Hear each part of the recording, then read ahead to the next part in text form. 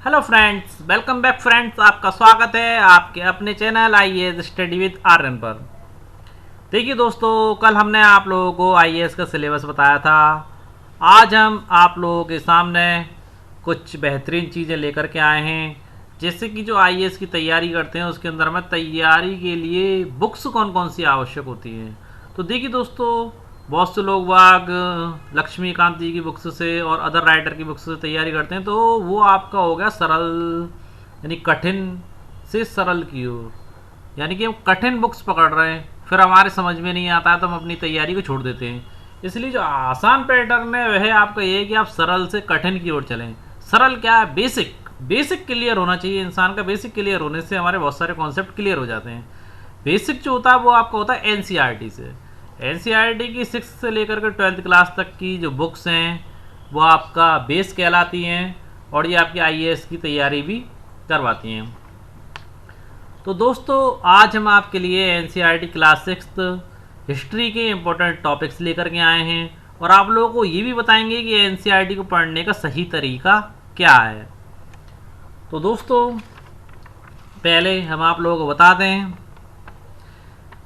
कि importance of NCERT books in UPSC, यानी कि क्यों इम्पोर्टेंट हैं एनसीईआरटी की बुक्स यूपीएससी आईएएस एग्ज़ाम के लिए।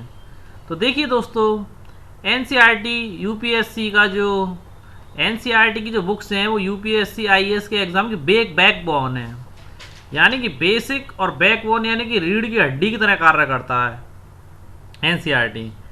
एनसीईआरटी को यूपीएससी के सिलेबस के साथ मैच करके ही पढ़ें, क्योंकि दोस्तों बहुत से स्टूडेंटों की ये समस्या हमने सुनी है कि वो एमसीक्यू नहीं कर पाते। उन्होंने पूरी एनसीईआरटी पढ़ ली है परंतु एमसीक्यू वो सॉल्व नहीं कर पा रहे हैं। उसके पीछे उनका रीज़न ये है कि उन्होंने पूरी एक स्टोरी की तरह उसे पढ़ा है, उसके अंदर जो इम्पोर्टेंट पॉइंट्स थे उसे नहीं पढ़ा है, उसकी अच्छे से तैयारी नहीं की है, या उन्हें यह भी नहीं पता था कि उसके अंतर्गत हमें पढ़ना क्या है, तो वो नोट्स भी प्रॉपर तरीके से तैयार नहीं कर सकते।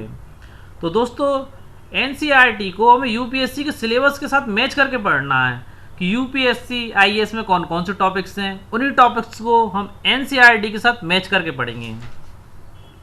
उन्हीं टॉपिक्स को आप एनसीईआरटी की बुक्स से तैयार करें। हमें एनसीईआरटी की बुक्स का पूरा रट्टा नहीं मारना है, बल्कि जो हमारे सिलेबस में है, इम्पोर्टेंट है, वही पढ़ना है। एक टॉपिक को बार बार नहीं पढ़ना है। जैसे कुछ टॉपिक्स एनसीईआरटी की क्लास 6 में, कुछ टॉपिक्स क्लास 7 में, तो दोस्तों एक बार में टॉपिक को क्लियर कर लेना है। ऐसा नहीं कि अपना टाइम वेस्ट करें। एक ही टॉपिक को 6th क्लास की एनसीईआरटी में भी पढ़ रहे हैं, फिर उसी टॉपिक को 7th में भी पढ़ रहे हैं, तो ये चीज़ गलत होती है। अच्छे पैटर्न के साथ पढ़ना है तो उन टॉपिक्स को एक ही बार क्लियर कर लें, बजाय बार बार पढ़ने के, जिससे आपका टाइम बचेगा और आपके नोट्स भी अच्छे तरीके से तैयार होंगे। तो दोस्तों, आज हम आपको ये बताएंगे कि एनसीईआरटी क्लास 6 की हिस्ट्री में क्या क्या इंपॉर्टेंट है और हमें कैसे कैसे पढ़ना है। दोस्तों, बहुत सारे राइटर्स की बुक होती हैं। कौन सी बुक हमारे लिए बेटर है, कौन सी बुक से हम आरएएस की तैयारी करें, आईएएस की तैयारी करें, ये क्वेश्चन हमारे दिमाग में होता है। और यूपीएससी आईएएस की तैयारी के लिए मार्केट में बहुत सारी बुक्स अवेलेबल है, मगर एनसीईआरटी एक बेस्ट सॉल्यूशन है। देखिए दोस्तों, एनसीईआरटी जैसे कि आपको स्क्रीन पर दिखाई दे रहा होगा, एनसीईआरटी क्लास 6 हिस्ट्री।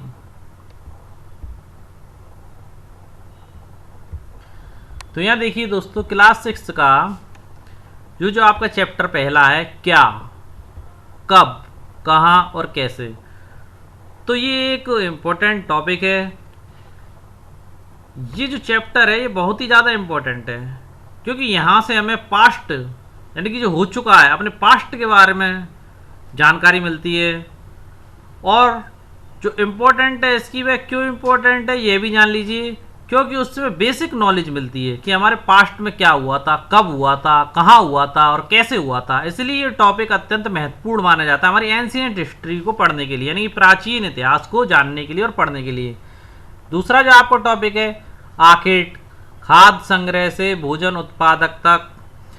तो दोस्तों, यहाँ से आखिर यानी कि हमारे प्राचीन एंशिएंट मनुष्य या एंशिएंट मानव शिकार किया करता था, शिकार करके खाया करता था। खाद्य सामग्री यानी कि उसे खाद्य सामग्री जो खाने की सामग्री थी उसका ज्ञान था।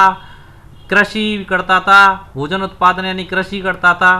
तो इन सारी चीज़ों का अध्ययन हमें इसके चैप्टर 2 में मिलता है। और दोस्तों तीसरा जो चैप्टर है हमारे एनसीईआरटी क्लास 6 का वह है आरंभिक नगर की अर्लीस्ट सिटी। इंडिया में किस तरीके से हमारे भारत में नगरों की शुरुआत मानव ने कैसे कैसे ग्रामीण क्षेत्रों से निकल करके नगरों में रहना प्रारंभ किया, किन नदियों के सहारे प्राचीन मनुष्य ने रहना स्टार्ट किया, जैसे सिंधु घाटी सभ्यता हुई उसके नष्ट होने की कहानी, और जो वर्तमान में गंगा यमुना के मैदानों पर जो सभ्यताएं विकसित हुई जो आज भी निवास कर रही हैं, और जो आरंभिक नगर बने उन नगरों के बारे में इसके अंतर्गत जानकारी दी गई है। और इसी को हमें पढ़ना होता है, मेन पॉइंट्स ही हैं इसके अंदर पढ़ने के। चौथा जो आपका चैप्टर है वह कहलाता है क्या बताती हैं हमें किताबें और कब्रें। तो दोस्तों हमें जो भारत की जितनी भी जानकारी मिलती है वो किताबों से ही मिलती है, हमारे प्राचीन इतिहास की, और किताबें नहीं होती तो हमें जानकारी नहीं मिलती। तो इसके अंतर्गत हमें ये इम्पोर्टेंट किताब है कि साहब किस किताब में क्या लिखा हुआ है। और कब्रों से हमें ये पता चलता है कि प्राचीन काल में मनुष्य को किस तरीके से दफनाया जाता था, उनके साथ क्या क्या दफनाया जाता था, दिशाएं क्या होती थी, अंतिम संस्कार करने की पद्धति क्या होती थी। तो उससे भी हमें हमारे इतिहास की जानकारी मिलती है। तो दोस्तों यह 4 टॉपिक्स यानी कि 4 चैप्टर को मैंने एक बॉक्स में बंद किया। ये बहुत ही महत्वपूर्ण चैप्टर्स हैं जो एनसीईआरटी हिस्ट्री जो यूपीएससी जीएस के पेपर में जो पूछा जाता है उसका एक महत्वपूर्ण भाग है। और एक बहुत ही महत्वपूर्ण बात आप लोगों को यहाँ पर बताता चलूँ दोस्तों, इस बार हिस्ट्री ऑप्शनल के पेपर में भी नगरीकरण यानी कि आरंभिक नगर का कॉन्सेप्ट आया था और यहाँ से क्वेश्चंस पूछे गए थे। इसलिए यह जो चारों चैप्टर्स हैं काफ़ी इंपॉर्टेंट है आप लोगों के लिए। इन्हें अच्छे से पढ़ना, क्या क्या इंपॉर्टेंट होता है इसके अंदर वो मैंने आप लोगों को बता दिया है। और हम जब अपनी स्टडी की वीडियो लेकर के आएंगे इन चैप्टर्स की तो आपको जो इम्पोर्टेंट पॉइंट्स हैं इनमें वो हम आप लोगों को बताते चलेंगे हैंड टू हैंड। तो दोस्तों यहाँ पर आप लोगों से एक निवेदन आवश्यक रूप से करूँगा कि हमारे चैनल को सब्सक्राइब जरूर करें और हमारे साथ बने रहें, जिससे आप लोगों की तैयारी अच्छे से हो सके। और अपने दोस्तों को शेयर करें, लाइक और कमेंट करना ना भूलें। आगे देखिए दोस्तों, यहाँ पर 5वां चैप्टर राज्य, राजा और एक प्राचीन गणराज्य।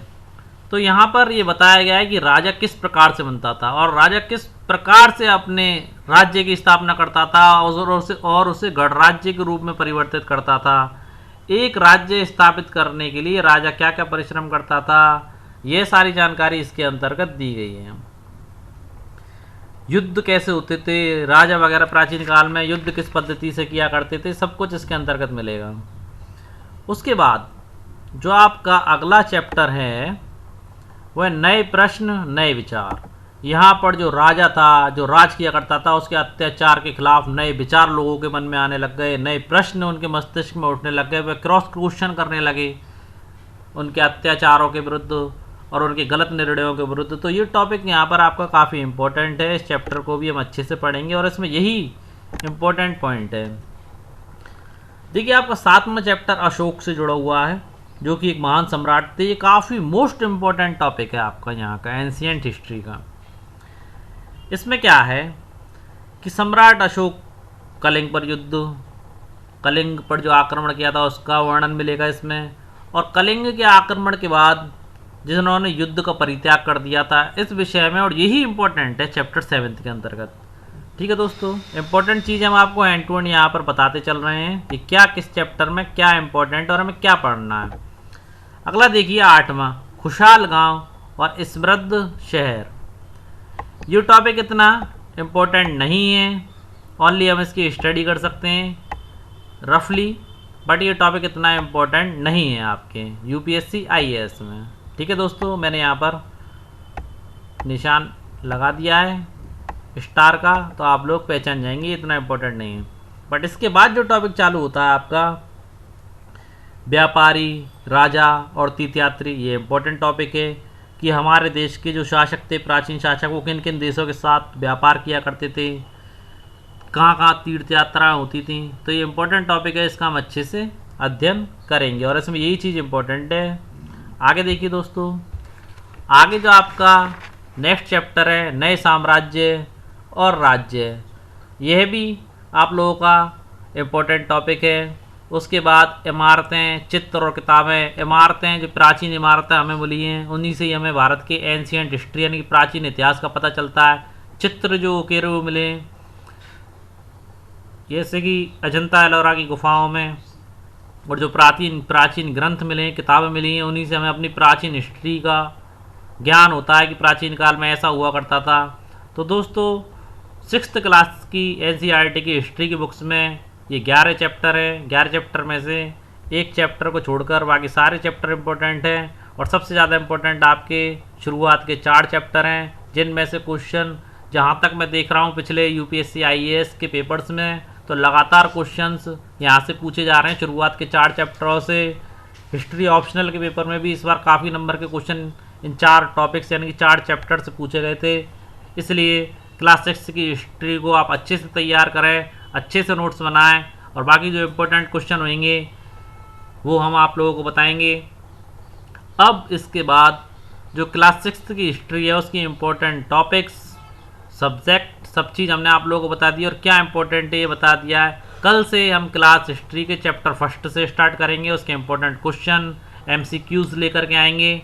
ओके दोस्तों, अगर आप लोगों को हमारी वीडियो अच्छी लगी हो या कोई कमी लगी हो तो आप कमेंट्स बॉक्स में आवश्यक रूप से लिखें, और हमारे चैनल को सब्सक्राइब करना ना भूलें दोस्तों। ओके दोस्तों, बाय फ्रेंड्स, फिर मिलते हैं कल अपनी नेक्स्ट वीडियो के साथ।